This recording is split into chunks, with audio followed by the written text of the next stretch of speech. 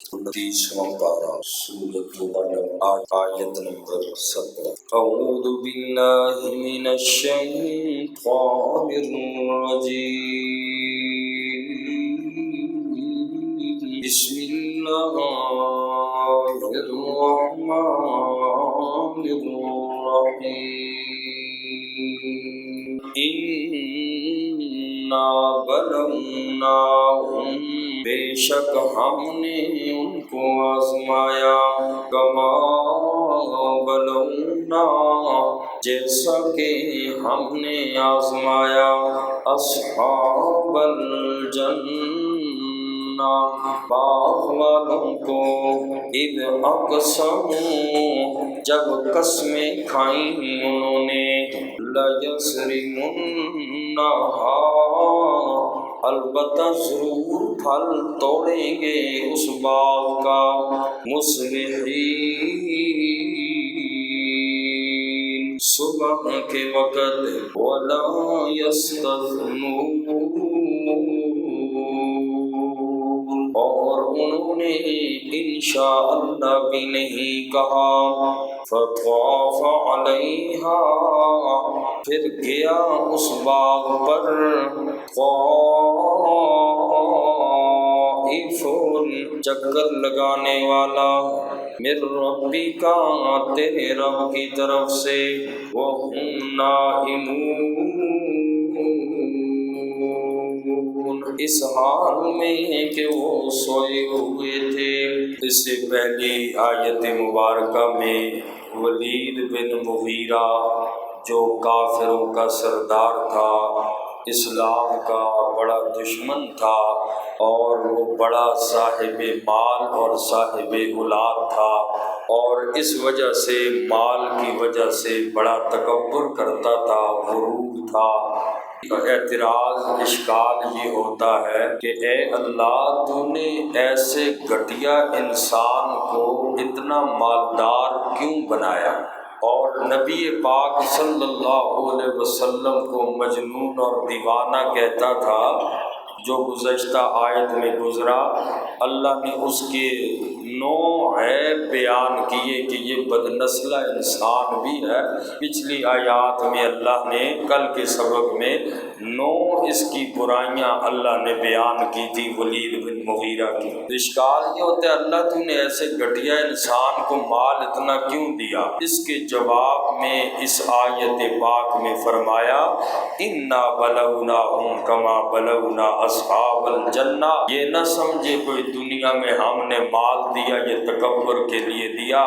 اکڑ کے لیے دیا، اولاد والا ہوگا تو رب نے دیا، رب چھین بھی سکتا ہے۔ تِلْكَ الْأَيَّامُ نُدَاوِلُهَا بَيْنَ النَّاسِ، ایک حالت میں رب کی ذات ہے، باقی لوگوں کے درمیان اللہ دنوں کو پھیرتا رہتا ہے، آج کیسا دن کل کوئی اور دن ہوگا۔ اس لیے اللہ نے فرمایا میں جس کو بھی مال دیتا ہوں، ہم نے یہ مال دیا مکے والوں کو آزمایا، اور جن میں ولید بن مغیرہ بھی تھا، جیسے ہم نے باغ والوں کو دیا اسی طرح ہم نے ان کو آزمایا تو ان مکے والوں کو بھی آزمایا۔ یہ باغ والے لوگ کون تھے؟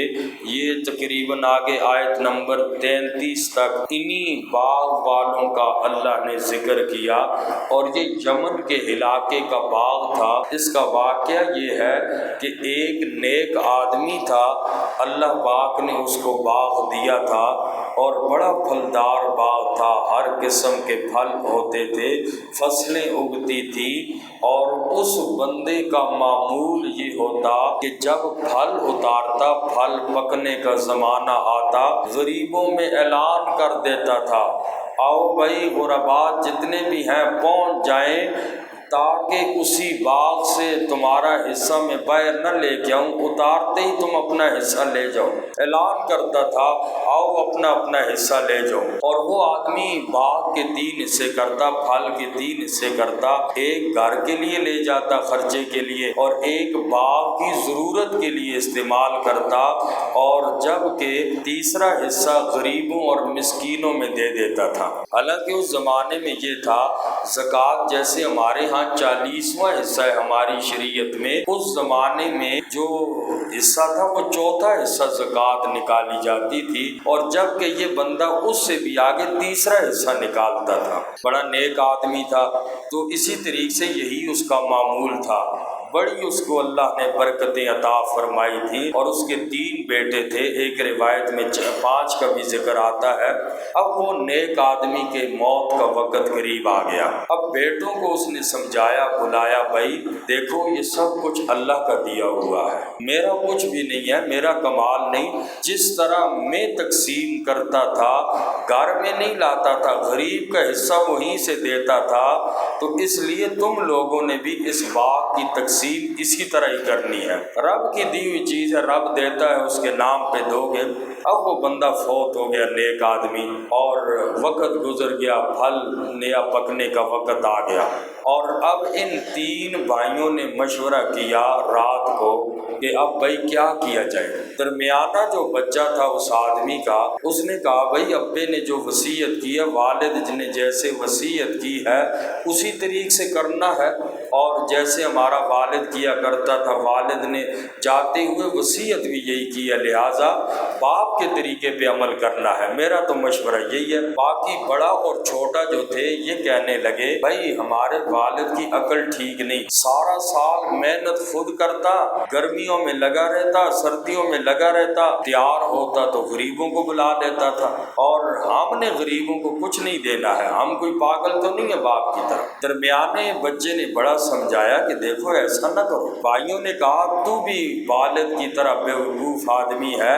کمائیں ہم، محنت ہم کریں اور کھائیں دوسرے لوگ، یہ بھلے کہاں کا اصول ہے۔ ان باقی بھائیوں نے کہا، اور انہوں نے قسمیں کھا لی کہ غریب کو دانہ بھی نہیں دینا ہے، ایسا کریں گے چپکے سے جائیں گے، صبح صبح جائیں گے، لوگ سوئے ہوئے ہوں گے، اور کسی کو بھی دانہ تک اس دفعہ دکھانا بھی نہیں ہے، اور جاتے وقت سلو قدم سے جانا ہے تاکہ قدموں کو، لوگوں کو، غریبوں کو آہٹ کی آواز بھی نہ آئے، کوئی آواز بھی زبان سے نہیں نکالنی تاکہ غریب نہ سن لے۔ رات کو یہ مشورہ ہوا آپس میں کہ چلو جی صبح کی تیاری کریں گے۔ صبح ہوئی، یہ لوگ اندھیرے میں نکلے، اندھیرا تھا نکلے، اللہ پاک نے ادھر یہ بندوبست کیا، رات کو آگ کا بگولا اللہ نے اس باغ پہ بھیجا، بالکل سب کو جلا کے راکھ کر دیا، باقی کچھ بھی نہ بچا، ہلاک کر دیا سارے باغ کو۔ اب یہ لوگ تینوں بھائی وہاں پہ پہنچے، آنکھیں مل رہے ہیں کہیں ہم غلط تو نہیں ہو گئے، کل یہاں اتنا بڑا باغ تھا، دیکھو ہم اندھیرے میں کہیں بھٹک نہ گئے ہوں، کسی اور جگہ پہ نہ چلے گئے ہوں۔ اور پھر جب آنکھیں غور غور سے کھول کے دیکھی، کہنے لگے بھائی جگہ تو وہی ہے، بہرحال یہ ہو گیا، بل نحن محرومون، رب نے ہمیں محروم کر دیا ہے۔ درمیانے بچے نے کہا کہ بھائی میں نے تمہیں کہا تھا دیکھو والد کی جو بات ہے اس کو مانو، اللہ سے مقابلے نہ کرو۔ اور پھر ان لوگوں نے رو رو کر آہوزاریاں اللہ کے سامنے نادم ہوئے تینوں، اور کہنے لگے اللہ غلطی ہو گئی، ہم نے غریبوں کا حق مارا۔ اللہ نے پھر بہتر باغ ان کو عطا کیا۔ حضرت عبداللہ ابن مسعود رضی اللہ تعالیٰ عنہ کی روایت ہے، روایت تفسیری ہے اور کوئی ایسی حدیث کی کتاب کی نہیں، تفسیری روایت کے مطابق فرمایا کہ اس باغ کے انگور کا گچھا اتنا بڑا ہوتا تھا کہ ایک خچر اٹھاتا تھا اور ایک طرف آدھا آتا دوسری طرف آدھا آتا۔ تو رب ہے، رب برکت ڈالنے والا ہے، رب جیسے چاہے کر سکتا ہے۔ جیسے جب حضرت عیسیٰ علیہ السلام کا زمانہ ہوگا، حضرت عیسیٰ علیہ السلام جب تشریف لائیں گے تو ان کے زمانے میں برکتیں ہی برکتیں ہوں گی، زکوٰۃ لینے والا کوئی نہیں ہوگا، ہر طرح کی برکتیں ہی برکتیں۔ اور فرمایا کہ ان کے زمانے میں ایک انار جو ہوگا وہ ایک بڑی جماعت کھائے گی تو سیر ہو جائے گی۔ ایک انار کا جو دانہ ہوتا ہے اس کو توڑیں گے، اس کو ایک پوری جماعت کھائے گی، یعنی باقی پھلوں میں ہر چیز میں برکتیں اتنی ہوں گی حضرت عیسیٰ علیہ السلام کی تشریف لانے کے بعد۔ تو اس واقعے سے ہمارے لیے سبق یہ ہے کہ انا بلوناہم کما بلونا اصحاب الجنہ، جس کو اللہ نے مال دیا، مال کوئی ذاتی جگیر نہ سمجھے، اللہ کی امانت ہے، آزمائش ہے، جس کو بھی رب نے دی ہے یہ آزمائش ہے۔ اور دوسری بات یہ غریب کا حق ادا کرو، رب برکتیں عطا کرے گا۔ اور اسی طریقے سے ایک بات سبق یہ بھی ملتا ہے، غلطی ہو جائے تو اللہ کے حضور صدق دل سے انسان توبہ کرے، وہ رب کریم ذات ایسی ذات ہے، معاف کرنے والی ذات، اللہ معاف کر دے۔ اور انسان کو حرص، طمع اور لالچ نہیں کرنی چاہیے، جو ہو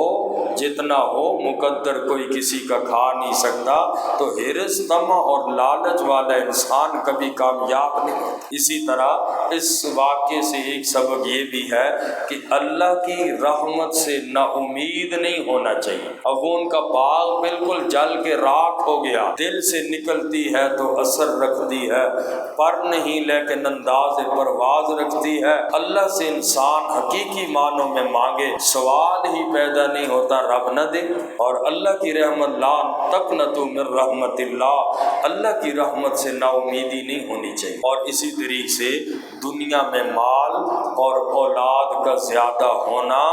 یہ آخرت کی قبولیت کی نشانی نہیں ہے۔ اس لیے انسان اس واقعے سے یہ سبق حاصل کر کے عملی زندگی میں لانے کی کوشش کرے۔ ترجمہ دیکھ لیں، ان آیات میں اسی واقعے کی طرف اشارہ ہے۔ فرمایا انا بلوناہم، بے شک ہم نے ان کو آزمایا، مکے والوں کو، کما بلونا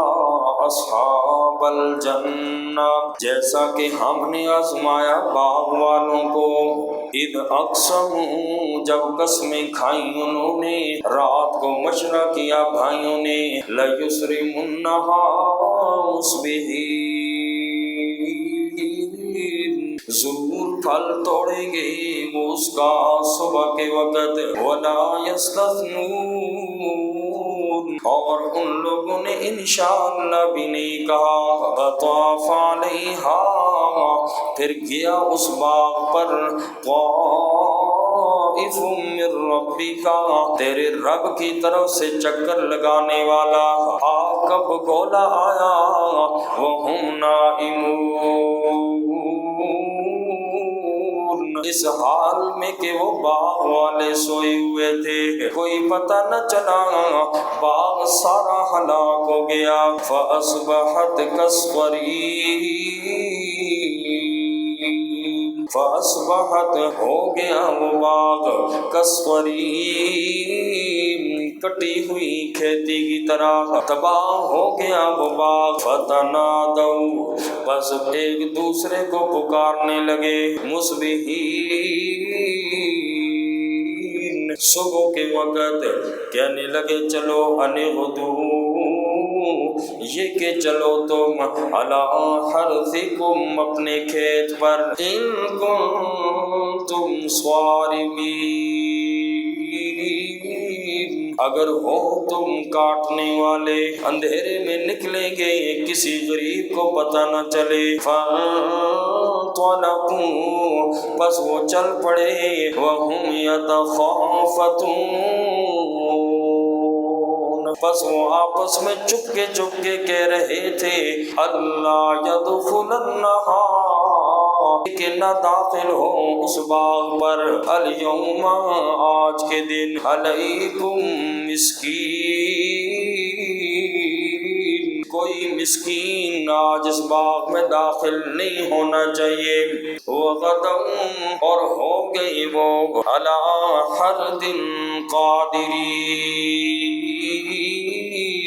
منع کرنے پر قادر ہو گئے، پہنچ گئے، کسی غریب کو کانوں کان خبر بھی نہ ہوئی، فلما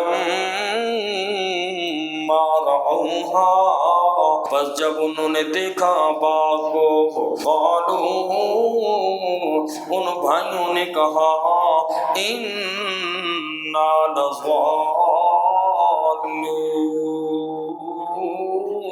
البتہ ہم بھٹک گئے ہیں راستے سے، ہمیں پتہ نہیں کسی اور جگہ پہ آ گئے ہیں، کوئی پتہ نہ چلا کل تو یہاں باغ تھا، بل نحن محرومون، پھر غور سے دیکھا، کہنے لگے نانا